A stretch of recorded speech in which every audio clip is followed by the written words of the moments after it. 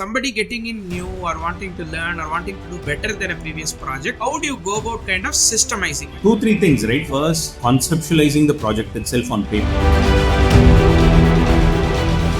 Even with the interest rates increasing, we still have a typical low inventory and high demand kind of a scenario so far.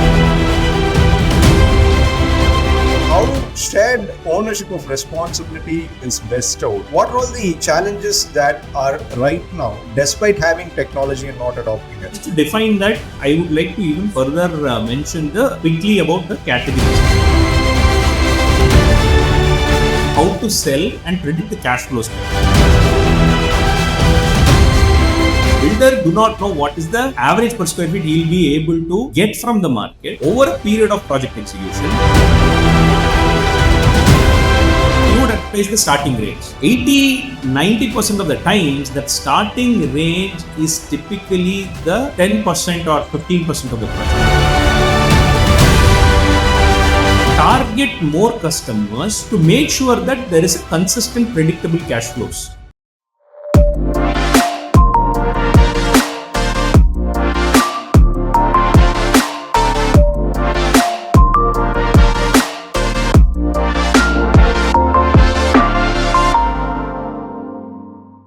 Hey, hi Arun, hi Balaji. I think last few episodes have been going very interestingly, enlighteningly, enthusiastically. So we're getting a very deeper and deeper picture of how projects evolve, how are the actors, what are their problems, how barrier for entry for a developer is nil. But then if they are complacent about it, or if they are not knowledgeable, or if they are not systematic, what are the complex web of executional and planning problems that they can get into. So I think anybody who could take up, who is interested in taking up or improving any of the roles, whether they are a builder or a promoter or a landowner or an aspiring real estate developer, I think these are very interesting and useful topics. So I mean, pat on the back for all of us for kind of steering discussion in that direction. Now, as a follow-up to where we ended yesterday, so we do see that there's a complex web of things to do, right? When somebody comes in, right, from kind of deciding the price of acquisition, they could be like the end-to-end integrated player, or it could be a combination of landowner and promoter. But typically, whatever is the case, you have to arrive at a fine balance of what is the land cost versus what is the promotion cost versus the sales and marketing budget. That's kind of the recipe, right? And this will give you, this is what we decided. And each of the along the way, there is right from procurement to approvals to kind of civil engineering to architecture. There are so many complexities involved, and there are various areas where people go wrong as well, especially newcomers. Typically, the well entrenched builders are, at least the probability of failing in simple things is lesser. But even for others, if we have to go about doing a handbook, or if we have to go about defining a grammar, like an idiot's guide or a dummy's guide to kind of getting into property. So how would you go about, and this is not new, right? Now that it has been 5 years, 10 years, 20 years, 30 years, 50 years that apartments have been around, villas have been around, right? Enough mistakes have been made up by enough people, right?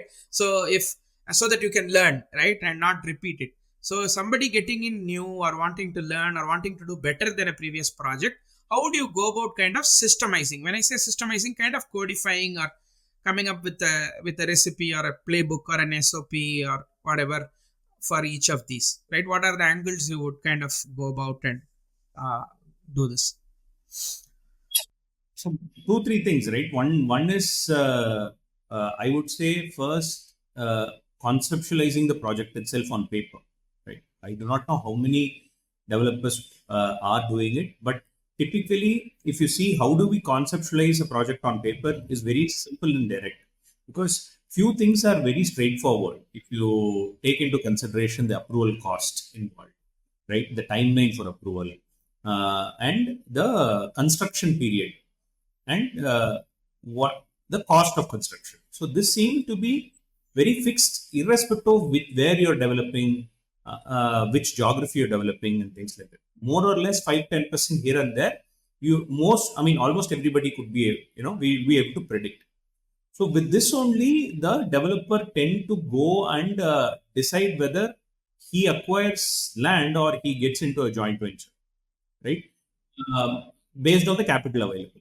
So that is the first point. One is arriving at a bare minimum construction cost and an approval for a given geography is something very straightforward. But having said that, when you also think from the perspective of marketing and quickly selling this and depending purely on customers' money to construct via sales, right?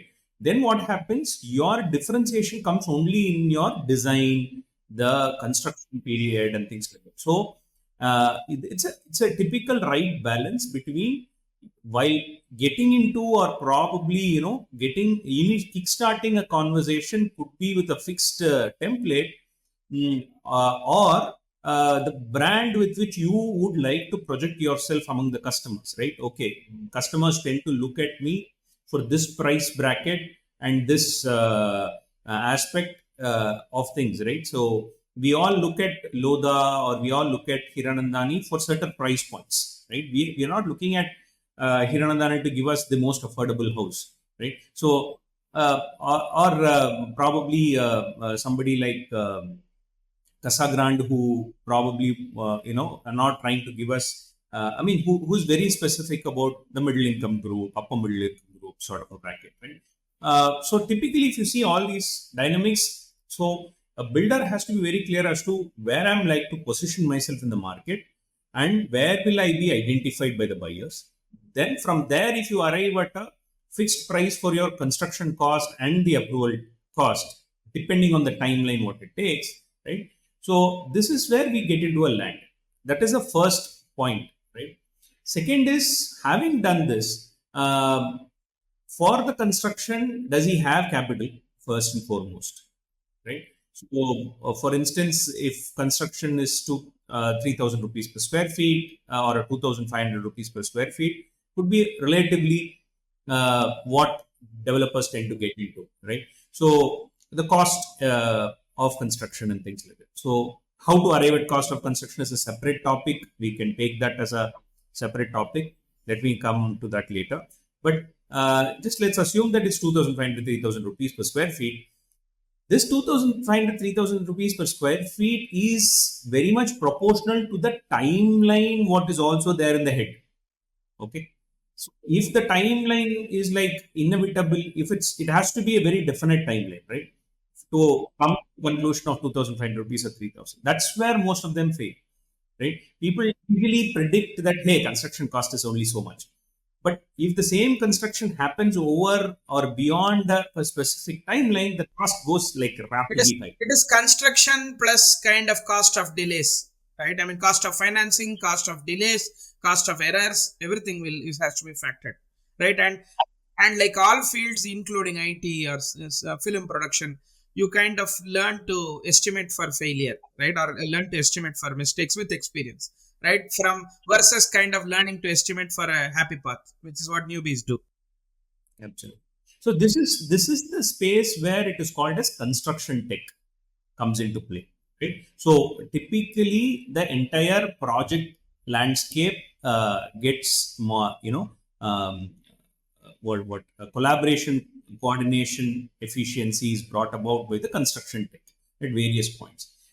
But even in construction tech, what I have seen is estimation, right? As I was saying, the cost per square feet against the bill of materials and the timeline with labor, just-in-time labor and just-in-time material. To do this is a huge task. It's not just a mere ready-made switch on button, switch off button sorts, right? So there has to be several.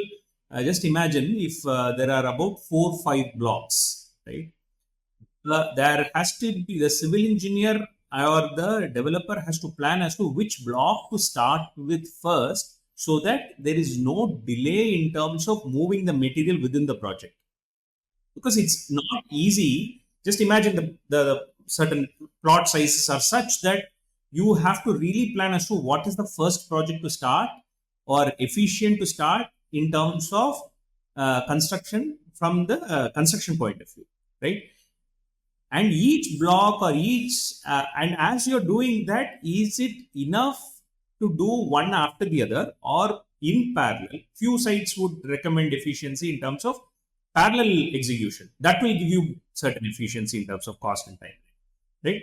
So typically, if you see, these are parameters which can be seen only when you have a discussion on the boardroom before even digging or leveling the land, I would say, right? So that these are things which construction tech solves. So there is something called test. We have seen a lot of activity in the US in the construction tech SaaS actually, and there are, I mean, I know it is not exactly like for like, but then typically the processes are same, and there is a work in everything, like literally in kind of the financing area, finance planning area, execution tracking, material tracking. There are SaaS tools in all of this, and I've seen an upsurge because obviously, as you know, right, the zero interest regime started in 2021. We have had a property boom after that till now, and even with the interest rates increasing, we still have a typical low inventory and high demand kind of a scenario so far. So this has seen a lot of boom in construction activity, and because of that, there has been a temporary boom in construction tech SaaS for all of these use cases which you mentioned. Well, now that we have been discussing quite a lot on the kind of players that we have been discussing and the need for technology as such, he was talking about certain platforms and tools that are to be reached, that are to be used at this point of time. My fundamental question over here is, it is all understood that it requires the most number of hands, it requires the most number of people that want autonomy.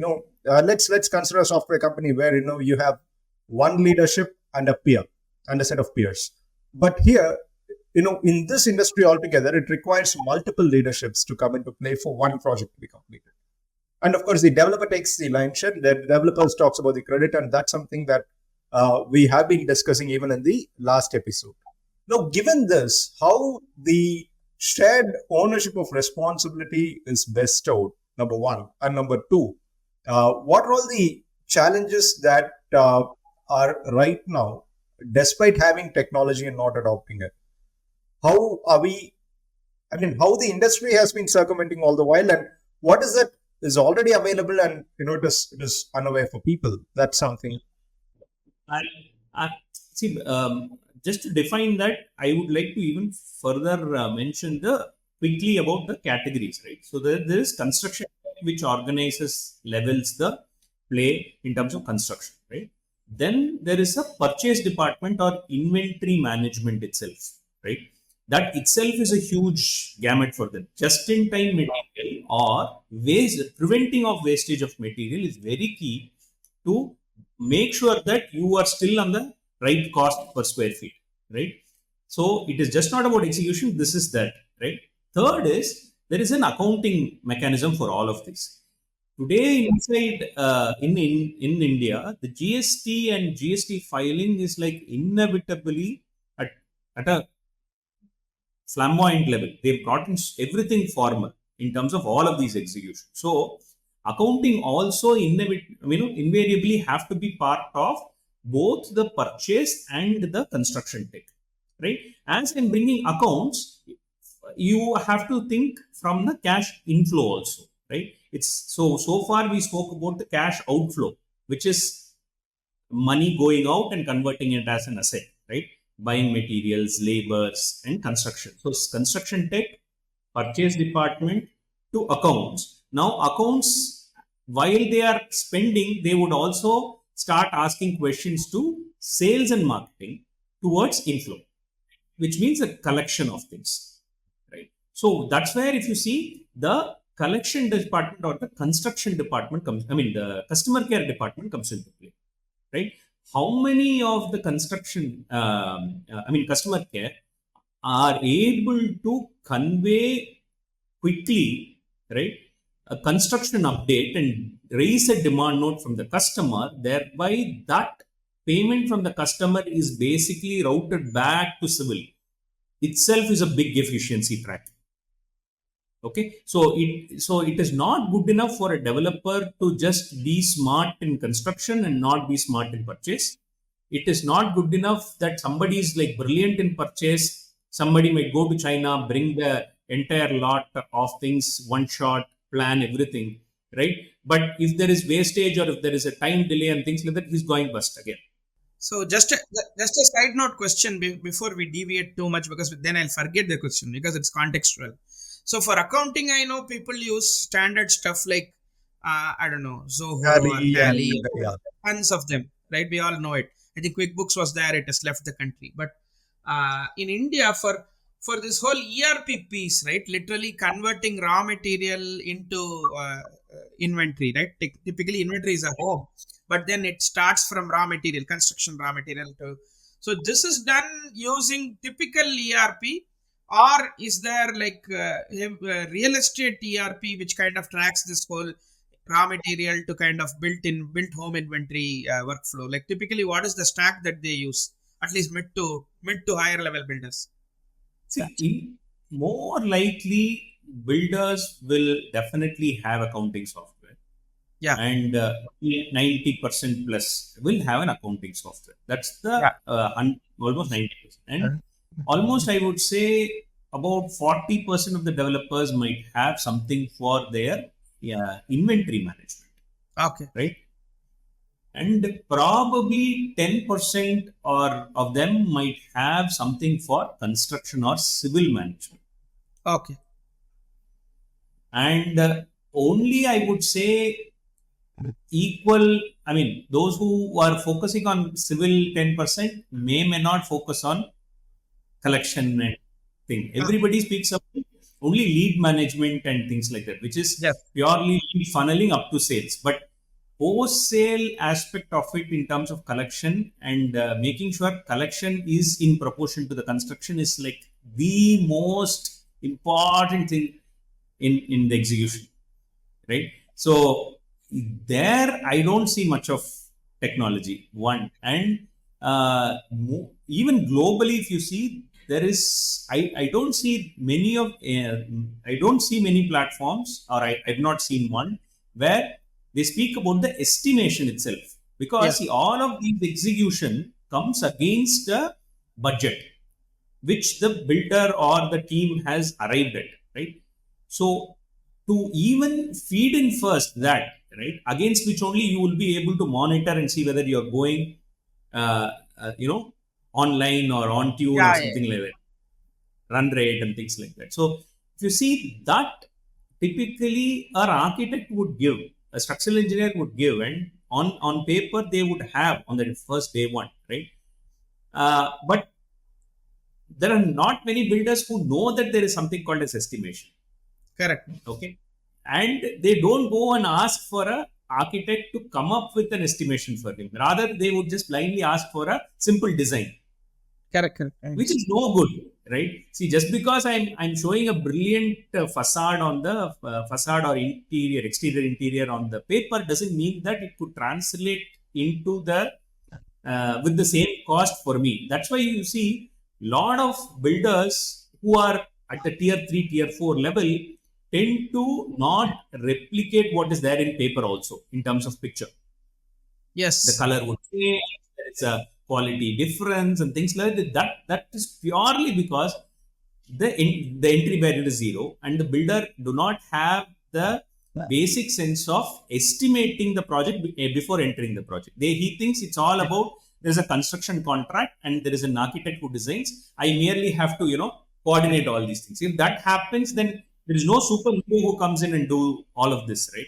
So yeah, yeah, that is where typical difference between a proper developer, the quality, the cracks, what you spoke about, couple of, I mean, ad hoc you spoke about in any of yeah, yeah, the yeah.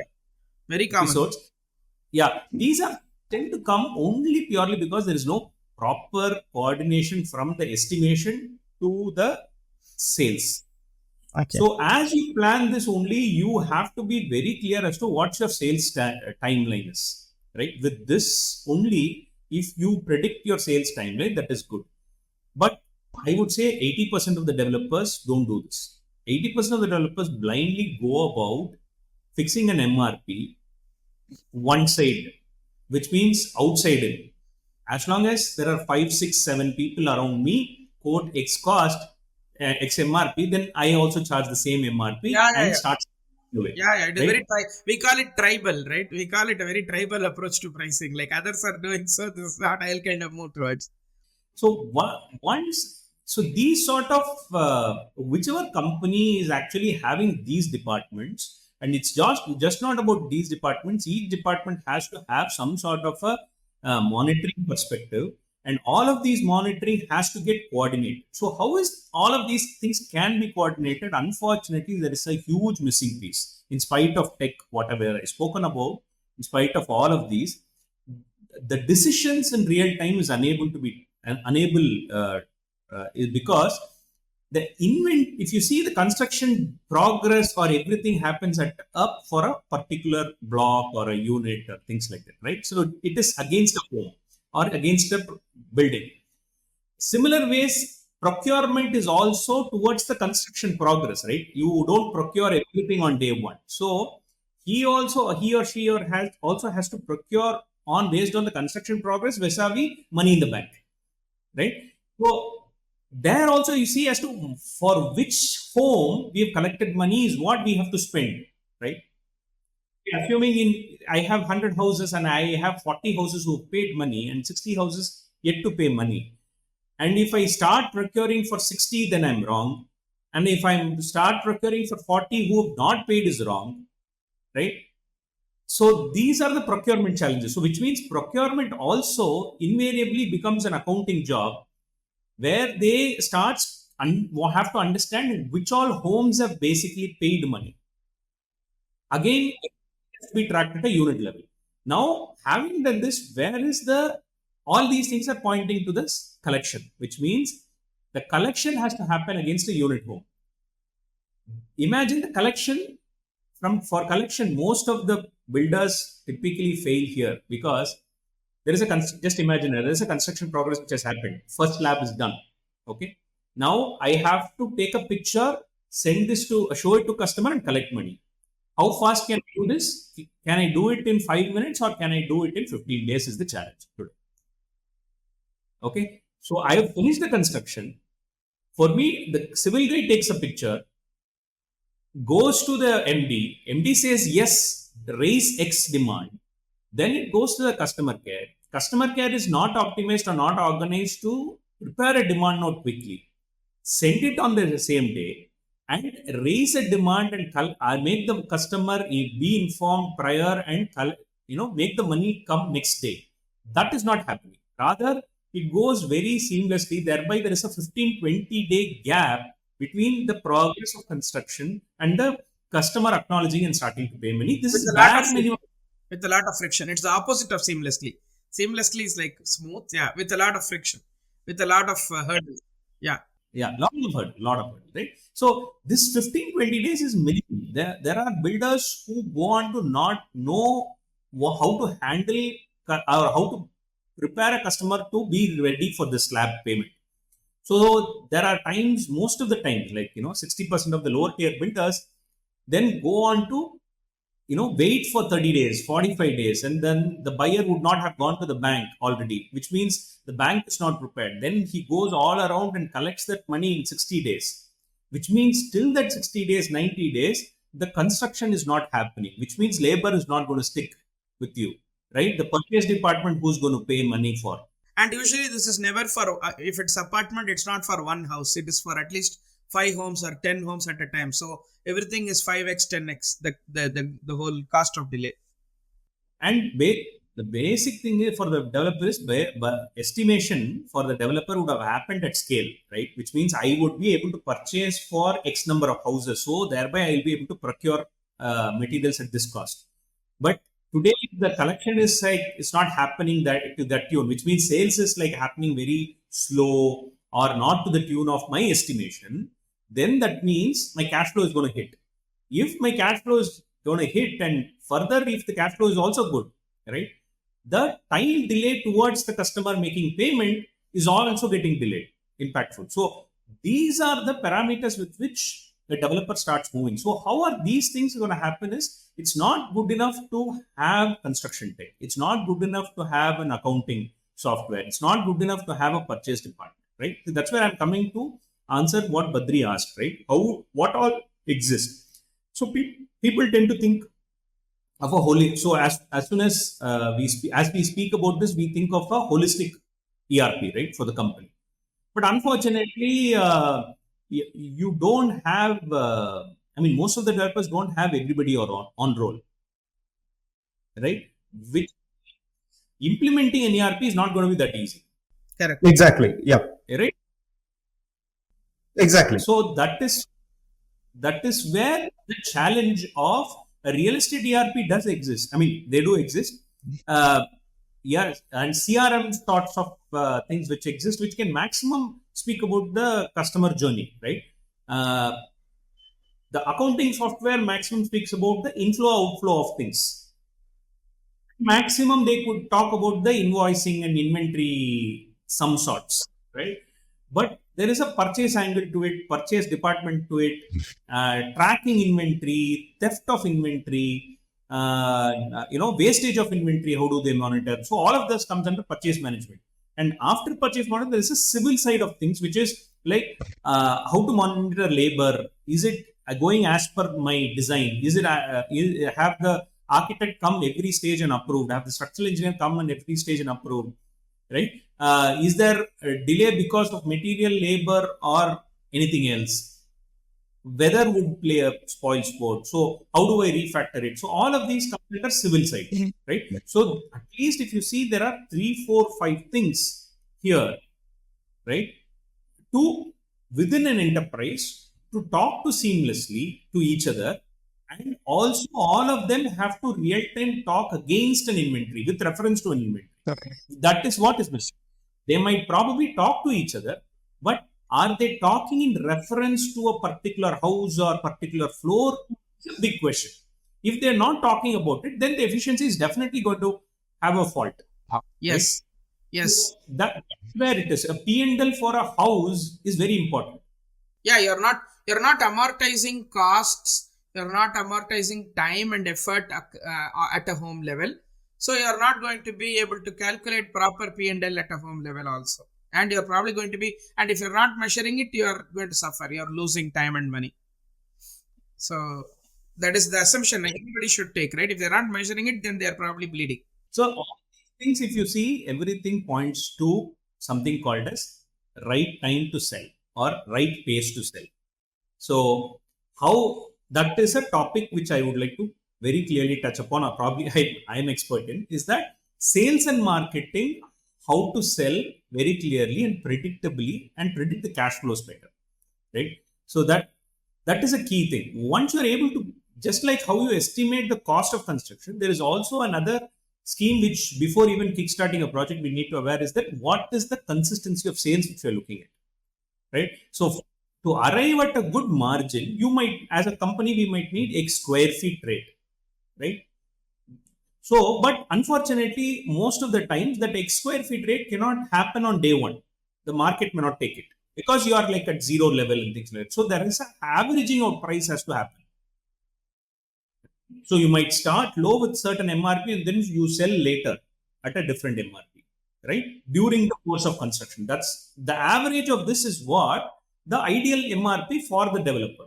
So which means the initial portion of the developer is basically have to forego his margins and things like that. And then later set of things, he has to compensate the margins, right? So this also gives the advantage for the buyers who come early to, buy and things like that, right? So, I genuinely ask this question to every developer, right? Whenever developer comes to me, is that every developer, as soon as he comes in, he says, "Yeah, we have to sell no Arun. I mean, we want to sell. Even if you can sell it in 1 month, it's good. Let's sell it in next 1 month." I say, I could sell it in next 1 month, but is it even viable for you to, execute with that rate the entire project, right? The point that is where the major gap for almost 80% of the builder comes in. Builder do not know what is the per square feet average per square feet he'll be able to get from the market over a period of project execution, which I don't think any developer out there, I mean 80% of the developer have clarity. That is the prime problem for most of the projects which is getting failed. If he knows that, then he will say, okay, Arun, I just want to sell this percentage. I want to sell 30% of the project today and 30% by this time and 30% by this time, right? Because construction is not, just imagine what if I sell every unit on day one and I'm going to sit in that project for next 3 years and not, I take advantage of the appreciation. That is also wrong. Yes. Right? Or it's real sense, right? So these are metrics which we have to think. So how do we sell? How do we sell is to arrive at this sales pattern.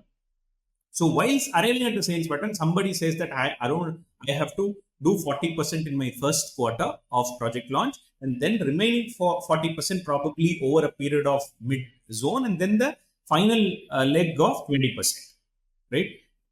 The 20% final leg always is at a very, very premium or the future rates of the market, right? So this initial 40% or this is one pattern. Based on this, a smart builder, if he has gone to the architect before designing, he will make sure that he talks to the marketing team and understand as to which 40% of component should be part of the project. Yeah. Which means 2 BHK of what size, right? More 2.5 BHKs or 3.5 BHKs. What is it that we can arrive it as a combination for the project? This will go at a day one, right? So assuming that is not happening, right? Most, as I said, 80% of them don't do that.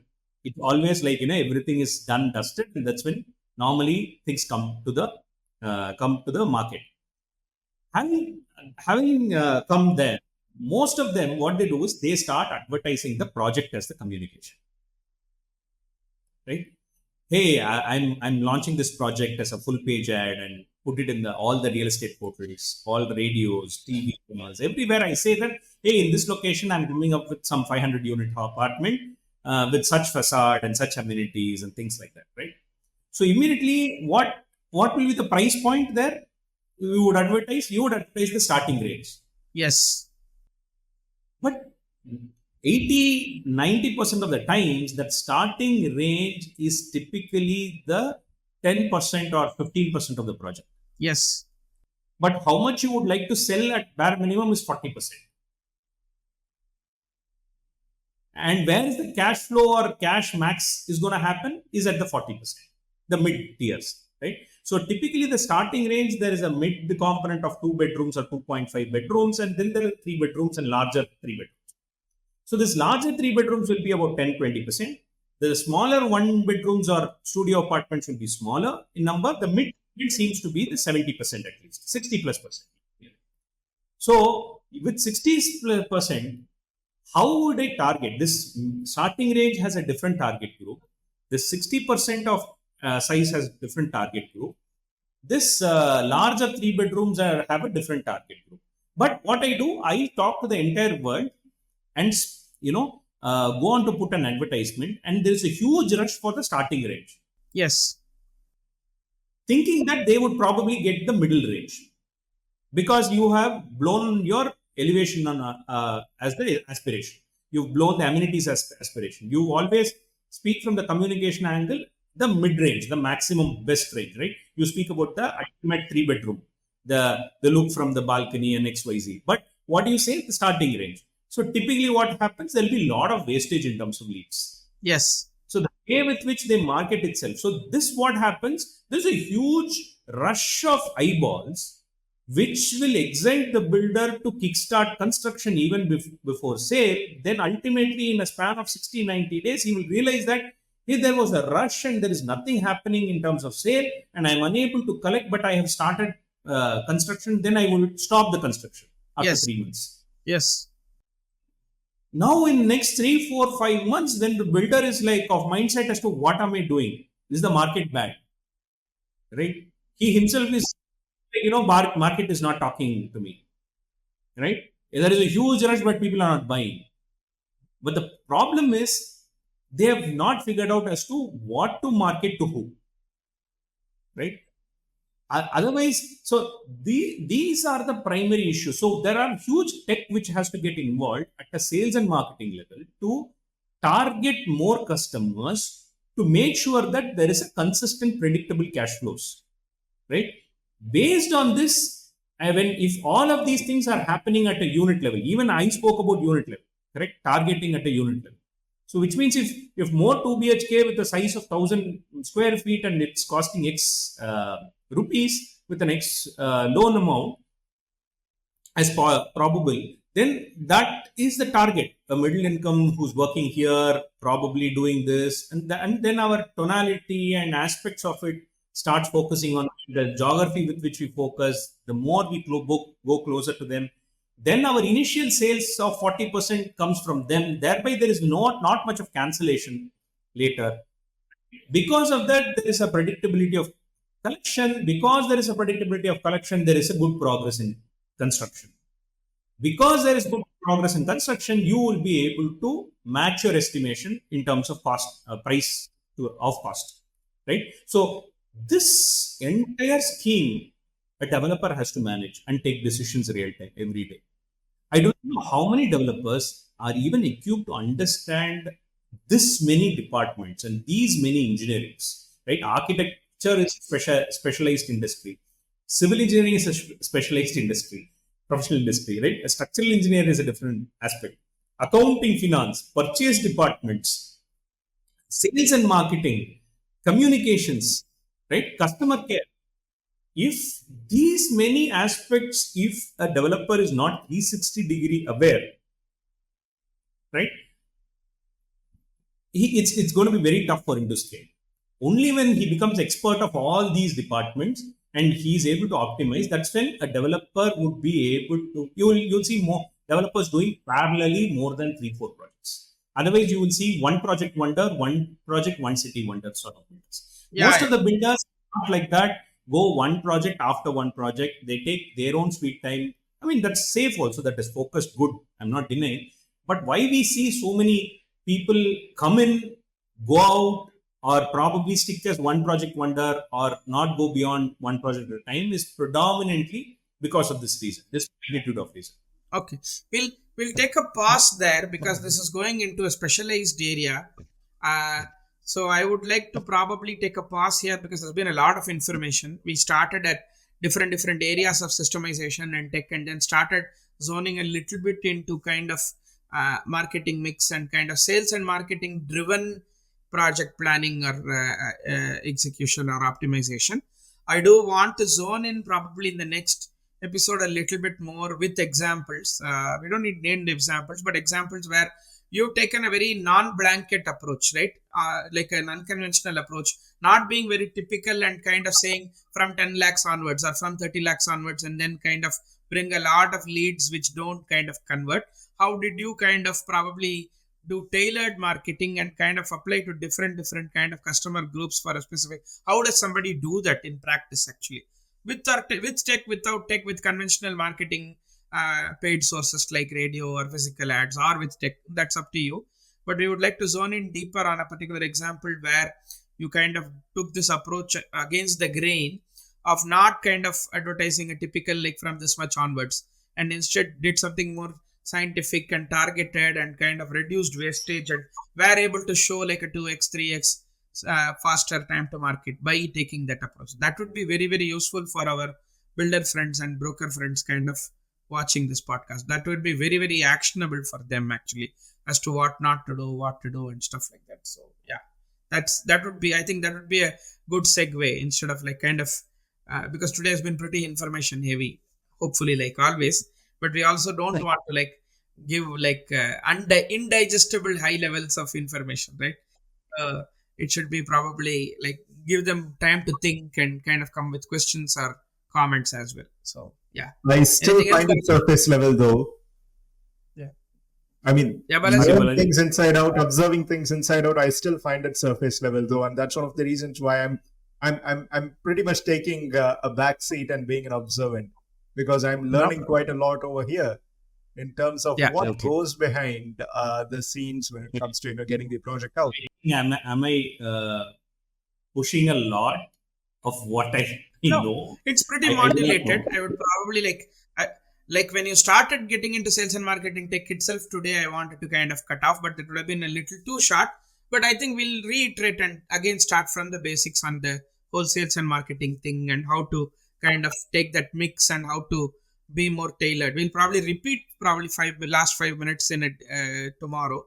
Again, the same topic, and then kind of go deeper into that topic. But I think we did a pretty good job of segmenting all the different tech involved. We just started going into one of them because we kind of came to that point pretty early. Tomorrow we'll probably refresh and go in. I think with that, yeah, this is a good note to close today. Yeah, thanks Arun, thanks Balaji. Thank you. Great, Steve. Yeah. Bye. Bye. Yeah. See you.